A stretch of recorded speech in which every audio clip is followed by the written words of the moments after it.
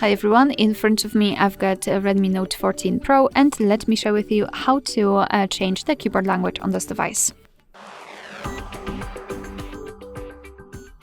So let's begin with opening the app, which will provide you with the keyboard. So for example, messages, notes, browser, whatever, just have the keyboard on the screen like here. And all we have to do right now is to tap on the settings icon in the upper panel. Now let's enter the languages and tap on Add Keyboard. And as you can see, we've been transferred to the full list of available keyboards. You can scroll and find them, or simply enter the name of it and tap on it after finding. Now you can choose the keyboard layout which you want to use. So I'll choose this one and tap on Done. And as you can see, the language has been immediately applied to the list. And before I'll show you how to remove it, how to remove the language, I'd like to show you how to use the keyboard with 2 or more languages added. So here we've got a new icon, which is the most important right now, because it is a language key and this is a globe icon.